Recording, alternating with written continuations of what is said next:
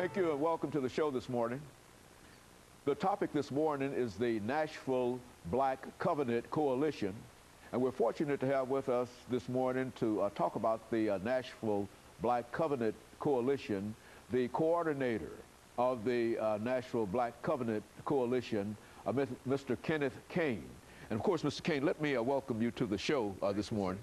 And to tell you how delighted, Mr. Caine, we are to have you here to talk about this issue of the Nashville Black Covenant Coalition, a group of individuals that have gathered together, and you are the coordinator of this group. But before we get into this Nashville Black Covenant Coalition, Mr. Caine, let's talk about KCaine. Okay. Let's have you to give us a little information about your background, your education, and some of the things that were important that eventually got you involved as the coordinator of the Nashville Black Covenant Coalition, and then we'll talk about the coalition itself. Okay, well, my name is KCaine. I'm from a little small town called Fayette, Alabama. I'm the product of a military family. My father traveled extensively, spent a lot of time in Europe, up and down the East Coast. And then finally, I attended Alabama State University for a couple of years, and then I eventually transferred to Tennessee State University. And I've been here ever since. By profession, I'm a speech-language pathologist, but I'm also a deacon in my church. I attend Progressive Missionary Baptist Church, where the Reverend Henry Blaze III is our pastor. And so my actions in the community actually come out of my faith in God, my inspiration to assist those who need help, basically. Very good. And you know now, Mr. Caine, when we talk about, excuse me, the Nashville Black Covenant Coalition, exactly what are we talking about? Why don't you give our audience some idea of what this organization is all about and how it came into being and who the members of this coalition, that kind of information. Okay. Yes.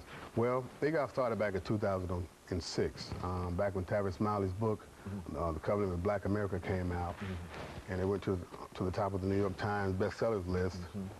Many cities around the country felt a need to try to rally around those 10 topics that were in the book, outlined in the book, that basically spoke about our ills that we're confronted with all over the nation, you know, from health care to education to the criminal justice system.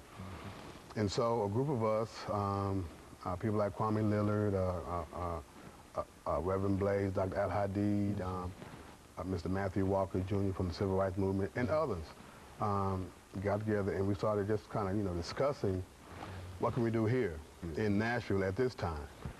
And so we had a series of meetings and, you know, long discussions, and the NBCC was formed with the goal of to educate our community, but also to sort of act as a catalyst to help those who need help, to in order to make this country, you know, more democratic.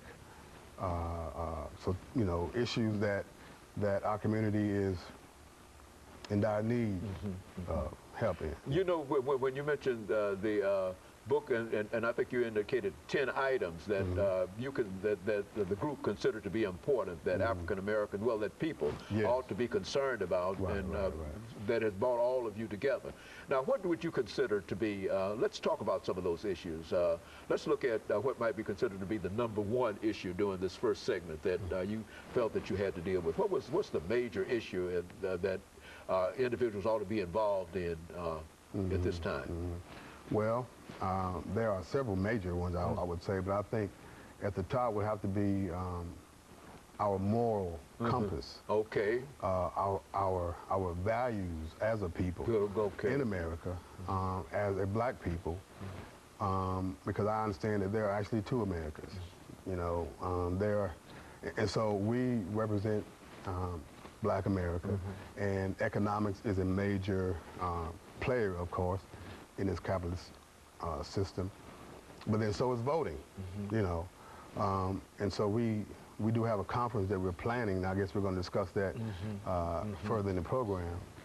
But economics right now, we are hurting tremendously. Much more than that. When we, I think what you're saying here too is that when we say that Africans have a 9%, I mean the American people have a 9% unemployment, we're not touching the people that your coalition is concerned about, which might go up to 16 or 19%. Yes. Okay, and of course what we'll do when we come back after this first commercial break, which will come up in the next 10 or 12 seconds, then we'll pick up on that.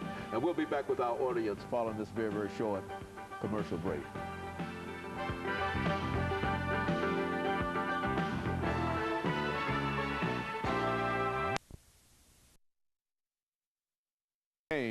And the